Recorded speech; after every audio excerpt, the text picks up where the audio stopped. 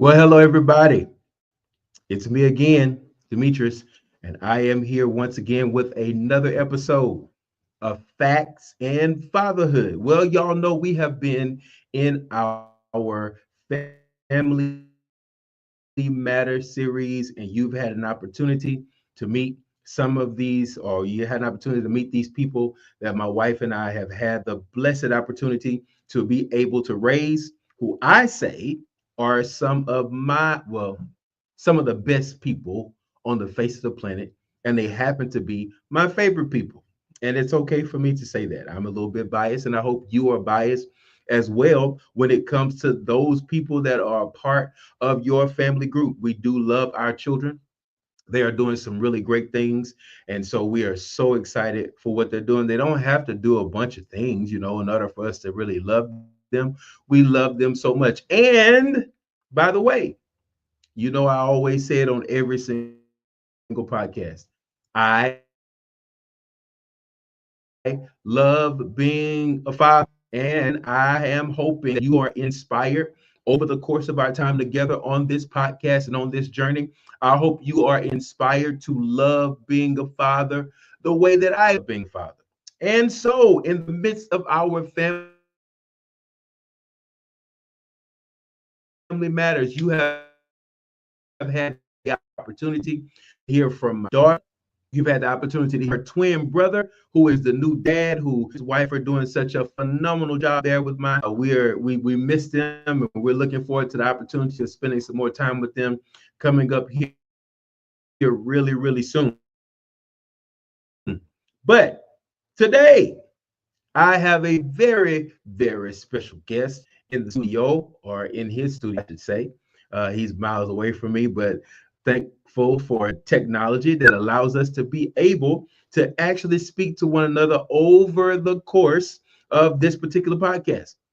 Now, before we get into this, I am still waiting on some of you all to like, share, and subscribe. That's the information that is scrolling at the bottom of the screen. We're always saying like, share, and subscribe to the channel. We want you to know when we have new content coming. We want you to know and be aware. We want you to be able to push that little button, that little bell up there, so you'll get the notification when we get ready to come on air, and you won't miss what we have coming forth after our Family Matter series, which we got one more episode in the Family Matter series where you actually be able to see the whole bunch of Wilsons all together. Okay. Only one of us can't speak right now, and that's the newest one that's just been added. But all of us will be able to come on, and we're going to be talking about that particular episode. We're going to be talking about memorable moments and the times that we had as we were coming along. We were all growing together. That's right. I said we were all growing together. The children had to grow, but we also had to grow as individuals, and we had to grow as people. And so I am so grateful today to have my oldest son, Mr. Drake Aaron Wilson. He's going to be joining us in the studio here in just a moment. But again, I need you to push that button, like, share, and subscribe to the podcast so you can stay abreast of all of the content that we have coming forward. After our Family Matters series, we're going to be entering into a series called The Show Up Dad. And we have so many dads. We have some dads that we're going to be interviewing. They're going to be talking about different things that are going to be sharing. My friend Bishop Harris out of Seattle, my one of my brothers, and but we're going to have some really, really good content that's going to be talking about the reality of fathers who are showing up every day. Too many of the bad fathers get all the press, and we want to be able to highlight the fact that there are some good guys out there who are doing everything that they possibly can to fulfill their role. So we don't give all the bad guys all the press. Oh, that reminds me. We got to say it. We have to say it, fellas, before we move forward. What do we need to say? I'm a good man doing the best I can, and I'm going to make my best better. That's right. We can always be better. We can always grow, and we can always develop. Well, some other exciting news before we get into this podcast. I don't want you to forget that there is going to be a little tool that's going to be available in your hands very, very soon. In the month of June, we are looking forward to the release of this particular book here that This Like Arrows in My Hand book that I have been blessed to have the opportunity to write. Listen, I want you to get this in your hands. You're going to be knowing about it. We'll talk about it when we get to the month of June, but this book is going to launch in the month of June, and I want you to get your hands on this book. Be ready for it. And also, y'all, it's exciting. Right at the bottom of the screen, you can actually see that our new website. If you haven't had a chance to check out the new website, factsandfathers.com, I'm encouraging you to go and check out that website. You'll be able to see all the things that we're doing outside of our podcast. There's some services that we're providing to fathers and dads all over the place that's really going to be helpful and beneficial to you in your life and in your fatherhood. So anyway, with that being said, I want to also give you this special announcement. In 30 days, you will actually be able to get your hands on this little book right here. All right. This book it's a very, very short book. It's only like 21 poetic expressions of worship. But do you understand that worship has to be something that carries from generation to generation? So I'm not going to talk very much more about that. I'm just going to encourage you to be able to get that. You'll be able to get it through the website. You'll be able to get some other merch through the website. I can't wait to unveil the very first. Ooh, wow, y'all, I'm excited. I can't wait to unveil the very first design of our Don't Let the Devil Fool You hoodie. Now, that statement came from my old man, my dad. It was one of his statements. He always said, girl or boy, don't let the devil fool you. So there's some merch that we're building in his honor around him saying that. And so that polo and that hoodie and that t-shirt and that cap, but we're going to first launch that hoodie. All right. And I can't wait to share with you the first design of the don't let the devil fool you line. Okay. It's gonna be really, really good. And like I told you, you got some coworker that's acting up and you just trying to pass the message along to him. And you don't want the devil to fool him. Just hold that mug up just like that and drink it so they can see that message on the backside of your cup that says, don't let the devil fool you. All right. And be a part of what we have going on with the Facts and Fatherhood. Well, if you will help me give a round of applause, let's welcome to the podcast the person of Mr. Drake Aaron Wilson. He is over on the East Coast over there. From my understanding, I think it's supposed to be getting a little stormy here pretty soon, or it might have already been stormy. I'm not exactly sure. But he is also settled now, a little over 3 years. And so we're excited about what they have going on. I'm going to let him tell you about what he does in the Air Force and all that kind of stuff like that. But welcome, Mr. Drake Aaron. How is it going today? What it do, old man? Oh,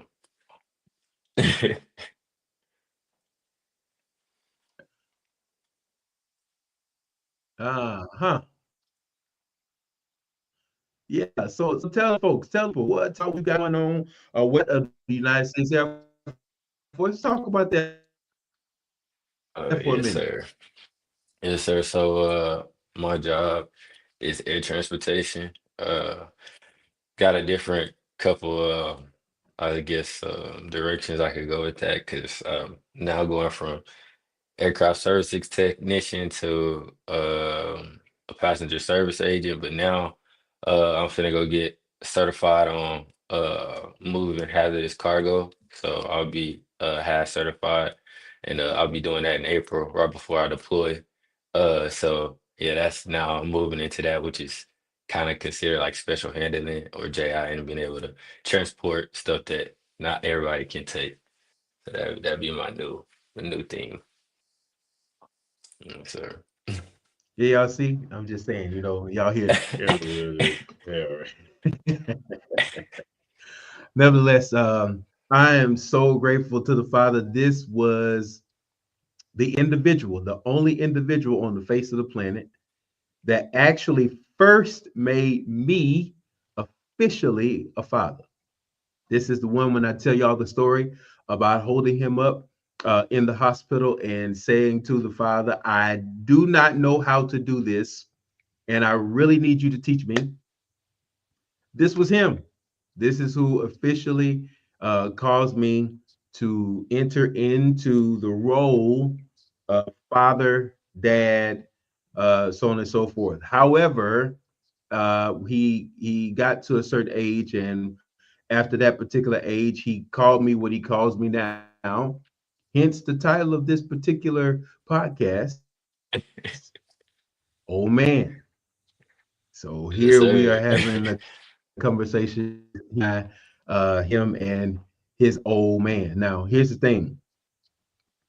We all understand that he can call me old man, and I know, I'm still his father and all the respect and stuff is there.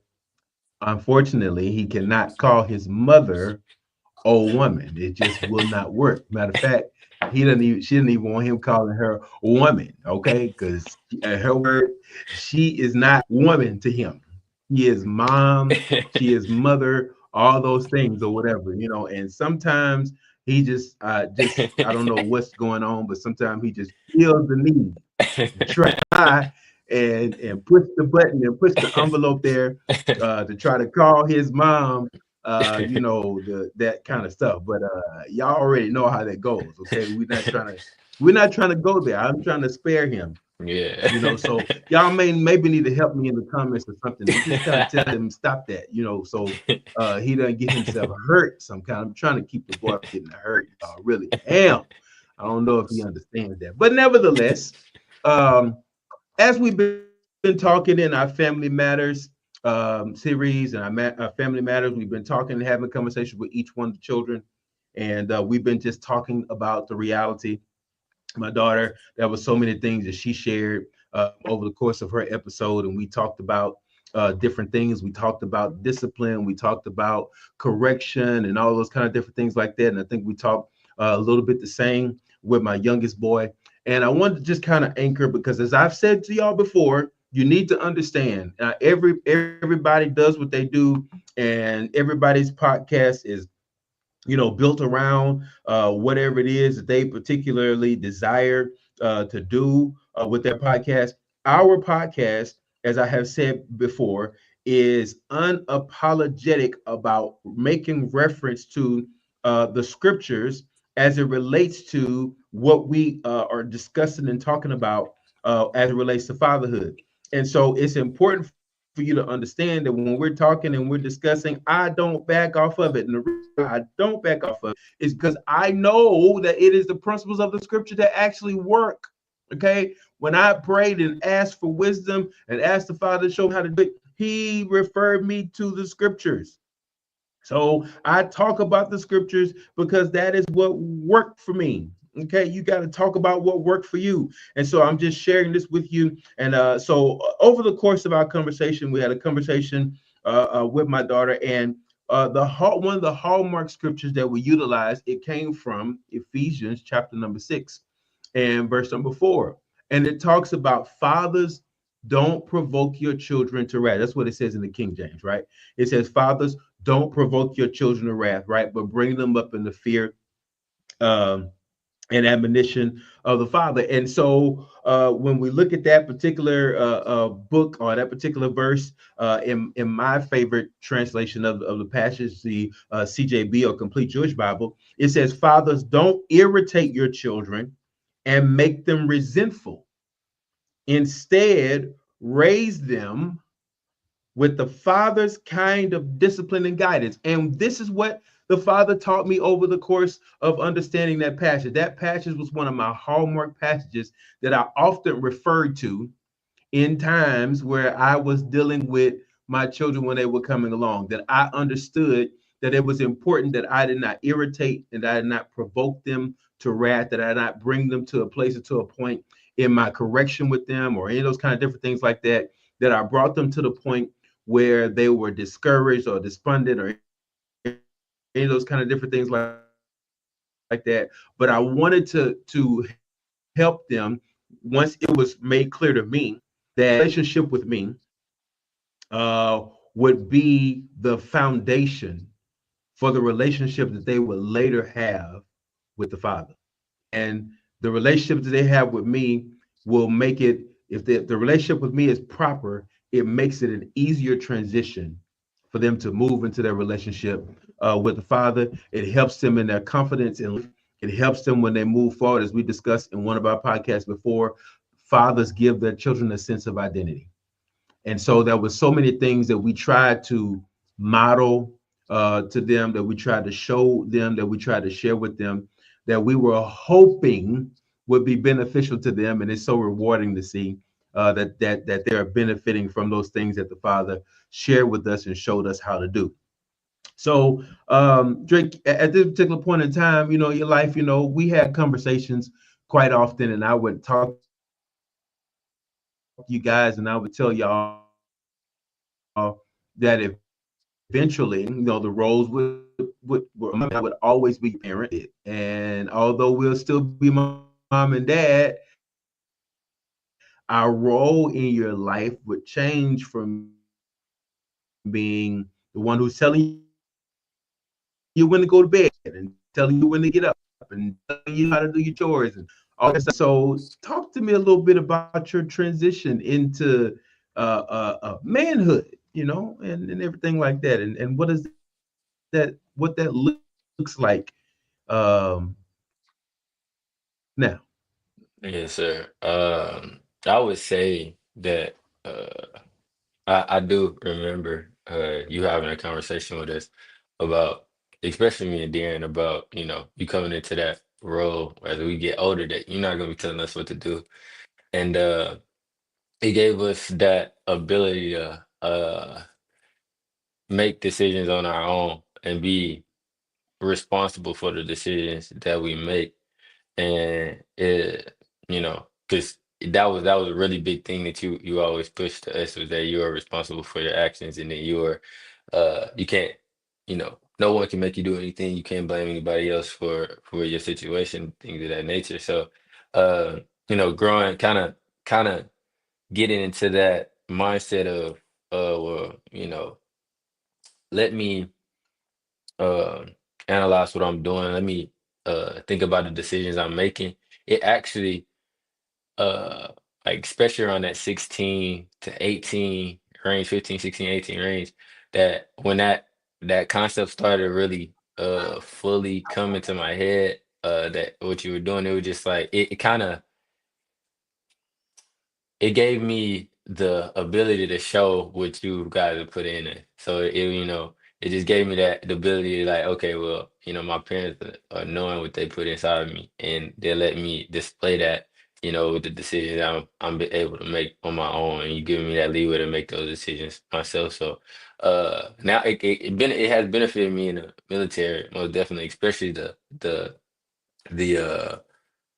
responsibility part, like, knowing that I'm responsible for my actions, and not giving that, having that quote unquote buyout of an excuse. Like, that was never something that was like, so even like showing up in the military, and having something that needs to be done, and just being that person to just go ahead and take care of it, because sometimes you don't feel like taking care of it, but because it's your responsibility, you do it anyway, because it's necessary. So that was a really big thing, growing up, just having that, like, hey, that's your responsibility. I'm not gonna harp on you for doing it or not. I just need to see the results. And that was, something that was like really pushed to us, and it benefited us in our life. And it's crazy that that's something that recently reading a book called The Compounding Effect, and in like chapter 2, he was talking about your choices, like, making those choices, that you're responsible for your choices. And it was talking about 100% responsibility. And I was like, bro, my dad been telling me about this. Like, I've been knowing about that. So, like, but seeing that in a something that's, helping people to achieve success, like, that was a, a foundation that you gave us, a foundation for success, to let us know, hey, you're responsible for your actions, and you need to be aware of the choices you're making, because you can't choose your consequences. Can't choose your consequences. So, yes, sir. Yeah. So, I mean, Speaking of that, responsibility. Your Mhm. brother told us a story, and I'm curious to hear your perspective on it. Actually, I'm curious to hear your perspective on the story that both of your siblings told me. Uh-huh. The Okay. first story that I'm curious to hear is the story that your brother told. If y'all didn't see that other podcast, y'all go back and watch it. The lighting is pretty rough on that podcast. I'm gonna apologize for that. Just had to do it, okay? We were there in Nebraska, and we didn't want to miss out on the opportunity to get that done, okay? So just bear with us when it comes to the lighting. We're working out it. We're gonna get this thing 100%. Don't worry about it. Real soon, we're gonna get it. But yeah, tell me about this fight that y'all had. That's what I want to know. I walked in and I caught y'all fighting, and let's talk about that for a moment. I mean, I want to hear your I mean, perspective on that. I remember very vaguely about the fight. Like I remember, there being a situation where, you walked in on us fighting, but you know, when I seen the podcast and he was like, I started the fight or whatever. And, examining myself when I was younger, I was quick tempered. I was very much quick tempered. So to say I passed the first lick, that's believable. I think that's something I would have did. I think that's something I would have did. But on the back end of it, you know, historically speaking, Darian was an instigator. He was a natural instigator. Like he know how to push my buttons. So if I cast the first lick, it was probably because I got fed up and I decided to take things in my own decided to take matters in my own hands and did what I did and it caused the fight. So I do believe I was the one that probably did, you know, cast the first lick. That sounds like something I would have did, but on the back end, I know that I wouldn't have just hit him for no reason. It would have just because he was pushing that button and I got fed up. I got fed up.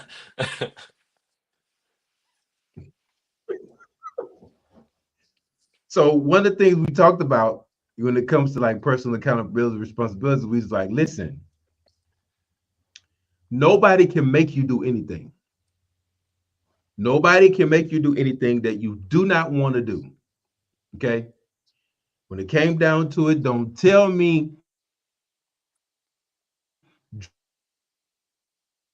Drake made me mad, Darius made me mad, Dustin made me mad. You're telling me that Dustin did something that brought you to a point where you are no longer, just are not in control of yourself. You cannot hold back doing the wrong thing because of what somebody else did. That is so vitally important for us to understand, right? If nothing else, I tried. We understand there's no such thing as a perfect parent because I was not. Mhm. There was things that we had to learn. We tried to be very transparent, especially as they got older. Apologize to them and tell them, hey, I'm sorry, blah blah blah. Didn't really necessarily go the way it should have gone. That kind of stuff like that. You have to really be able to do that. But it was a lesson in all of it, right? And the big thing is like I cannot teach you to be responsible and be accountable if I'm not willing to be responsible and be accountable. I want to hear something from you. I want to hear something from you. Tell me about the reality when you hear the notion, Drake. Tell me what do you think about when you hear? Because we're gonna get to that other story your sister told. But Mhm. tell me what do you think when you hear somebody say, "Do as I say, but not as I do." Um, that statement for me is, because of course it's hypocritical, right? But it also makes it to me it's like you're expecting the person that you're supposed to be teaching to do better than you and you haven't even modeled it or even given them an example of how they're supposed to do it. So and it's kind of like, you know, uh trying to instruct someone on how to do something and you don't have anything to instruct them on. Like you tell them, hey, I need you to go out here and just an example, I need you to go out here and cut this grass. And to them, maybe cutting grass with scissors is because they don't know any better. Maybe cutting grass with scissors is the right thing for them to do, not knowing there's a lawnmower in the garage. So it's like, it's telling someone do as I say and not as I do. It's just like you giving them a vague um explanation or a vague example. Oh, do this, but don't do as I do. You're telling them not to do what they're modeling and have an example and the steps to do because they're watching you do it. So it's uh that statement in of itself to me is just like so contradictory, and it doesn't lead anybody to success. Because again, now you do have those who may uh be accountable in that way. I mean, like, you know what, using that as an example, using that person as an example of what they don't want to do in life. But majority of the time, you're a product of your environment. You're gonna do what you see being done because it's so easy to emulate what's being modeled to you. So yeah, that I don't agree with that statement whatsoever. Very true. Very true. Very true. Pause a moment. Yeah, so we changed locations just a little bit, but just still along those lines, really just talking through the reality of what does it mean when somebody's talking about just do as I say, but not as I do. How that is so ineffective. That is not the way that we instruct. That is not the way we train. Teaching, instruction is a combination of two things. It is a combination of articulation and demonstration. If I'm not willing to demonstrate what I articulate, it actually makes my articulation pointless, right? I do not want to try to get you to do as I say, but not as I do. I want to make sure that if I'm teaching, if I'm instructing, if I'm training, that I am modeling for you and showing you what this actually looks like, because that makes a huge difference. Dad, listen, your children pay attention. They pay more attention to what you do than what you say. And if what you do is consistent with what you say, they will pay more attention to what you say, because what you say carries a whole lot more weight. Yeah, it's really, really an effective tool to really be consistent whenever you're dealing with those children. I never told my children I'm going to knock you into the middle of next week. I never told my children I'm going to slap you all the way from here to Kalamazoo. Why? Because I did not have the capability to do that.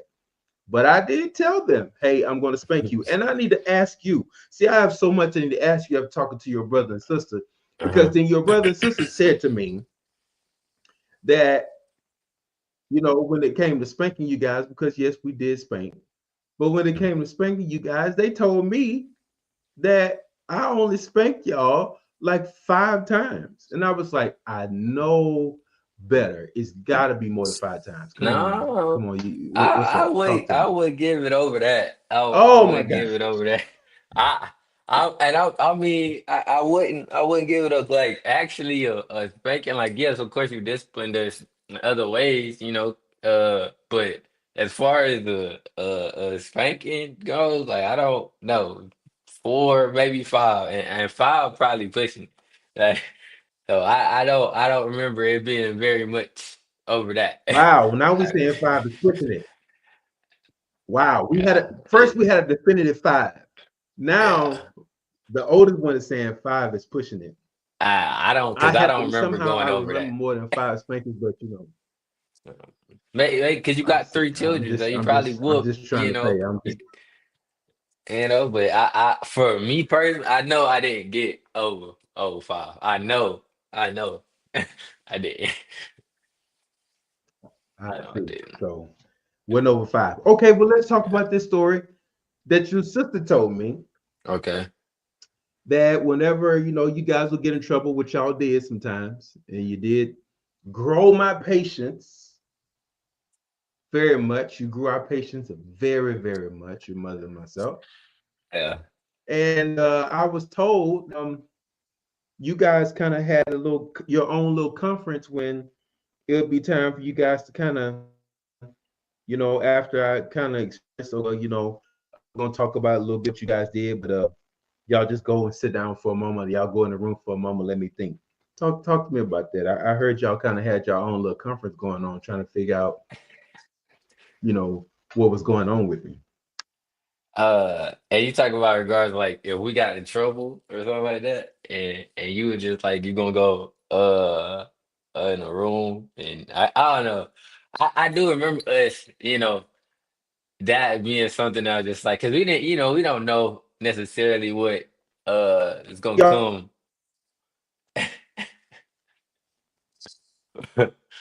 uh what's gonna come from your decision, but it's just like us having that because I don't know, being younger, trying to think. maybe it was just uh you guys the way you guys brought us up, it was just like we had the ability to just kind of um uh like reason within ourselves of what might be happening. And so just like even if we did get in trouble about something, and just us kind of coming to a realization, it's better to just go ahead and tell the truth. Get this mug over with, and because it ain't gonna go over that head. It most definitely not gonna go over his head. So, it just I do kind of remember us having like, reasoning within ourselves to try to make sure we just go ahead and get this taken care of how it's supposed to take care of. Because again, that blame game, we wasn't allowed to play that blame game. So we had to really come to the realization like, well, I made this, I did this, you did that, and take ownership of the things that we did do. Because it wasn't gonna go, we weren't gonna be able to blame the finger at the other person for a decision we made. Wait, that wasn't gonna fly.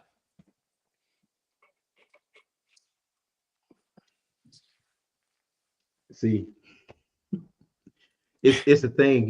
It's again, y'all. You have to understand. I asked for help. I didn't know what I was doing. I asked for help, right? And when you think about all of these elements, these are actually how the Father deals with us as His children, right? He's consistent, in what He says. He's consistent in what He does. If He tells you, now here's the thing that they may be, we may have a difference of a viewpoint, vantage point on how we see how many spankings that they got. I still believe it was more than five, but they have a different number of how many spankings that they got. But here's the thing: if I said I'm going to spank you, Oh, most definitely. I'm going to spank you. Yeah. Yeah. Hey, it Mama would forget. Mama forget. She'd say, "I'm gonna spank you." She get back to the house. She tired. You make her laugh. She might just, forget about the whole thing. And we thought that because Mama did that so often. It was just like, oh, okay, Dad gonna forget about it too. And then and no, you can laugh. We having a good time in the car on the way home. We laugh, we singing, doing all these things, and then now you get back to the house and it's just like, hey. y'all y'all owe me this, I gave you instruction, and and I would say this is most definitely something I am going to take with me. Um was before we did get a whooping or anything like that. It was and it's like before we going somewhere or something like that. And cause we built up to the point where you actually telling us you're gonna give us a spanking. Before that, maybe to use the example, you would be like, "Hey, we're gonna go here, and you guys are not going to be running around a horse playing." And then you ask us, you're like, "Do you understand that?" And you be like, "Yes, sir." And then you would say, "Tell me what I just told you." And then we'd be like, "You said we don't go in here, we don't run around, we don't be horse playing." You'd be like, "Okay, great, you got it." So, um, I know you got it. You know you got it. The consequence for not listening is going to be this, and it's going to be, and it was just like we already knew what it was, so it wasn't like it was that much of a surprise that we went against it, and now we have to face the consequences, which is spanking. Which is again, when we did finally get back to the house after. after everything, we thought everything was good. Now it's like, hey, you understood the instruction. I made sure you understood the instruction. And now this becomes a question of your action because you deliberately went against what I know you understood. And we made sure, that you understood. So it was just like, at that point, it's like, all right, you got what was coming to you. I was coming to you.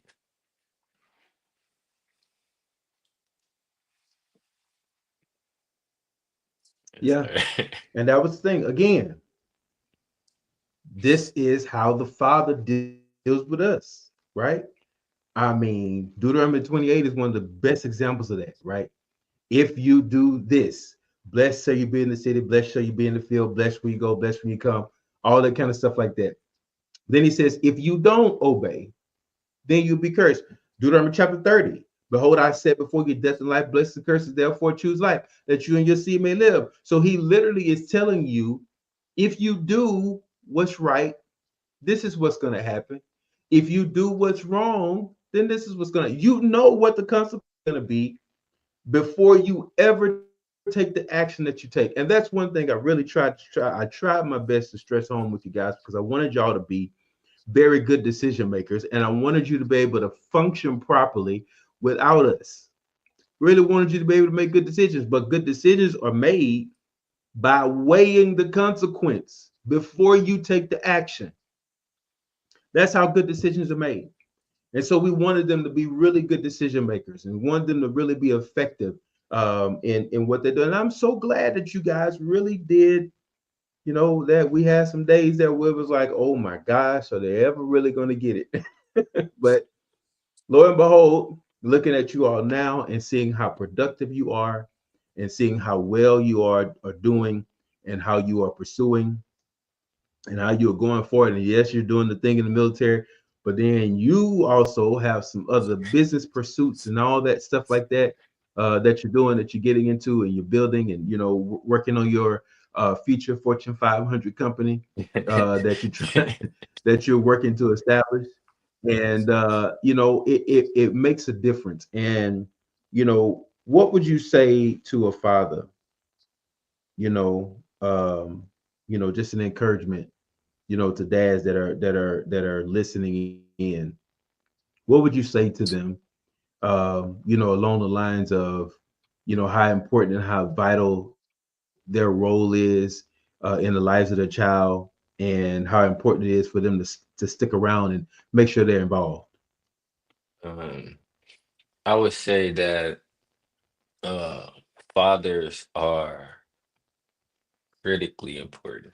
Like, you got, like, fathers are the ones who establish that discipline, and you are, even though it might not be said all the time, a consistent father becomes their child's hero, you know, and you become the one that we, like, yes, see other people, this, that, and the third, that cool, but at the end of the day, the person that you respect the most and the person that um you look up to the most is gonna be you. It's gonna be that dad that's present in the life because um I would say not oftentimes do children realize how difficult it is to be the person that has to uh be constant and continue doing things out of responsibility regardless of how they feel.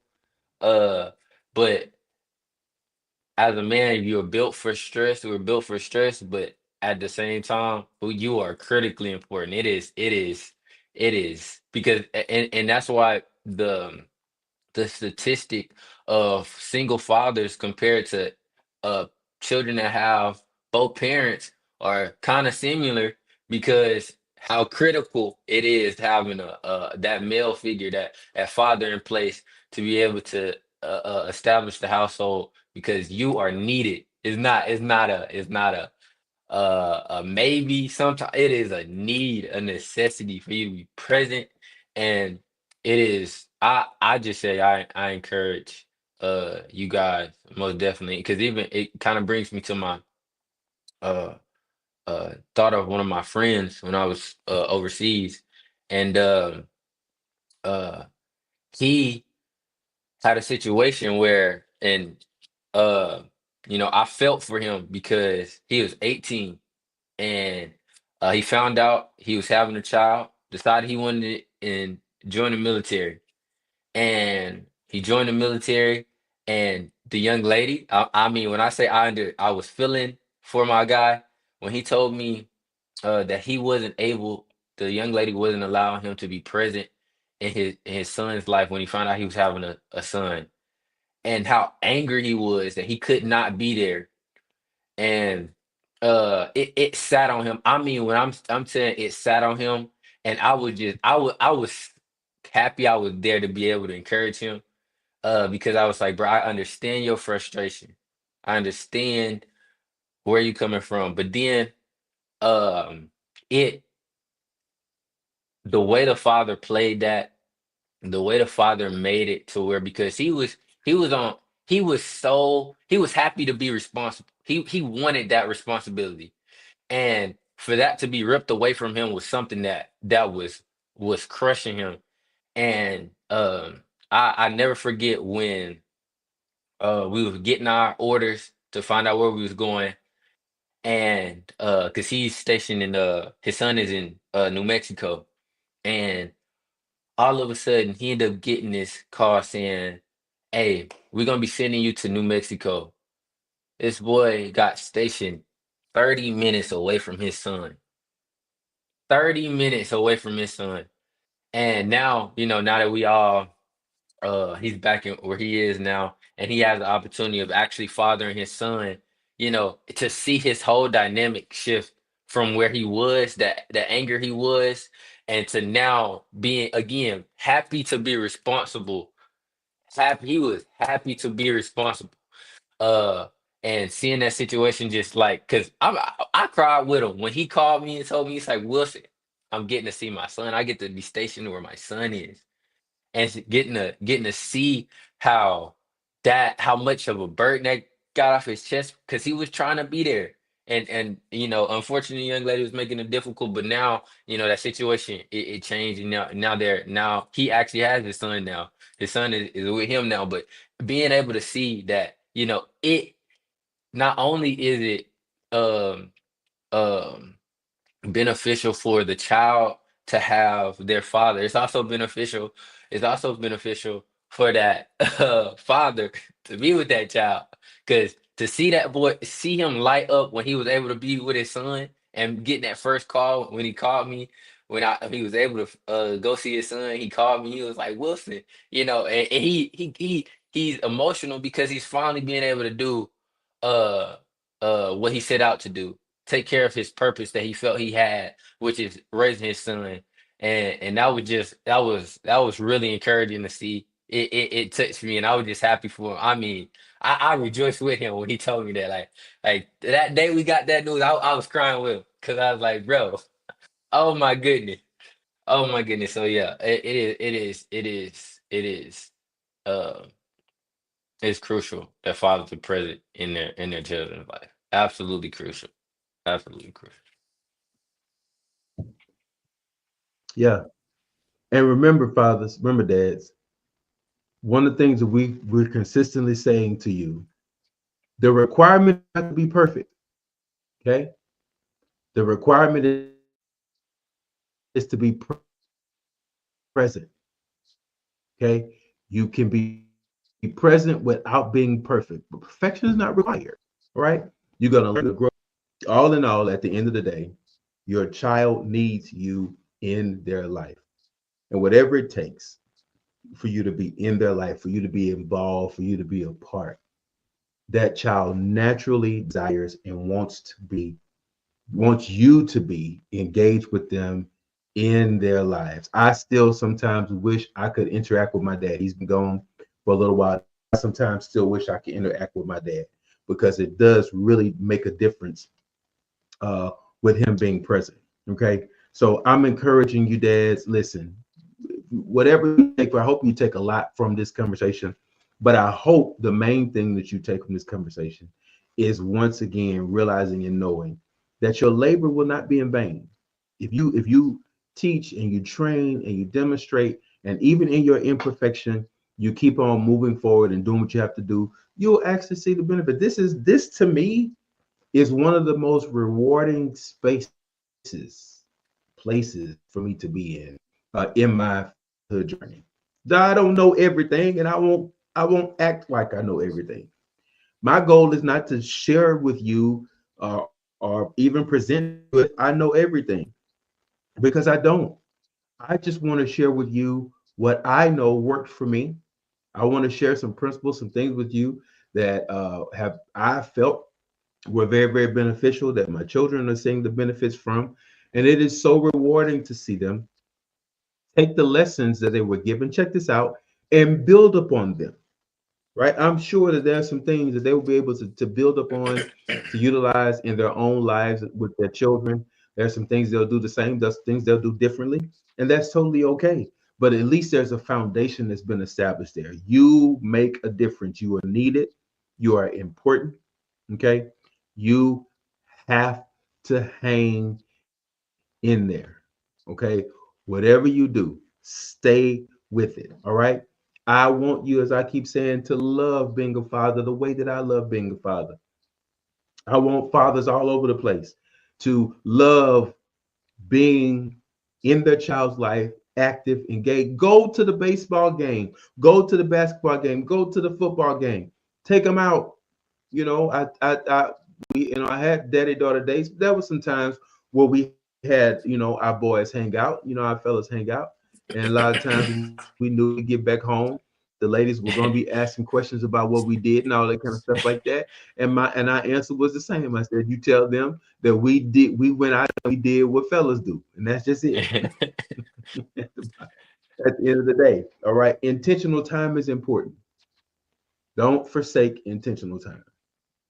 All right. Be involved, be a part of those children's lives.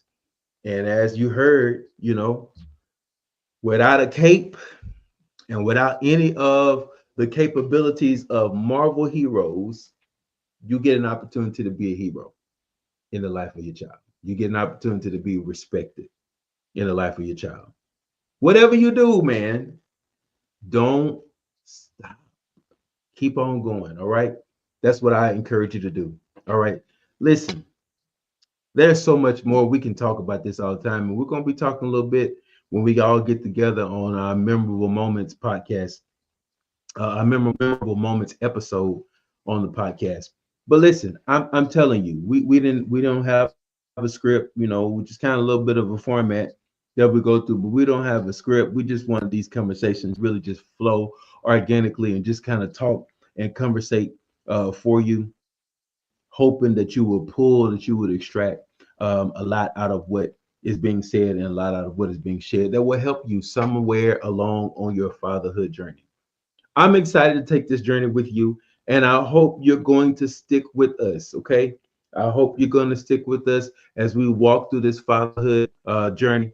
There's so many things that fatherhood and the lack of fatherhood attaches to. I was in Austin just recently at this policy briefing with some legislators, and one of the things that was highlighted is that there were so many things that happen in society that are connected to high school dropout, all kind of different things like that are connected to, related to the lack of fatherhood. Over, I think I've told you the statistic, over 20 to 25 million children just in the United States are growing up without their fathers. We got to fix that. All right. So anyway, I thank you so much for joining us and being with us today. Thank you, Drake, for taking some time, and coming away from the Pentagon and having a little conversation with your old man, and just kind of sharing with me just a little bit and those here on the podcast. We're so happy to have you, and we're so grateful that each and every one of you have joined us here on the Facts and Fatherhood podcast. Don't forget, like, share, and subscribe to the channel. Go check out the website. You'll be getting notifications when all the merch and stuff like that is available. The books, and there's even a journal that's going to be going with that. Arrows in My Hand book is called Target Practice. Go get it. We talk about arrows, arrows in your hand and target practice. Yeah. So you have an opportunity to just journal your write about your journey as you are doing target practice, that you are helping your arrow reach its target. All right. So don't forget, like, share, subscribe, hang in there, stick with us, and listen. I appreciate you so much for joining us on Facts and Fatherhood. I'll see you next time. Don't forget, let's say it, fellas. I'm a good man doing the best I can, and I'm going to make my best better.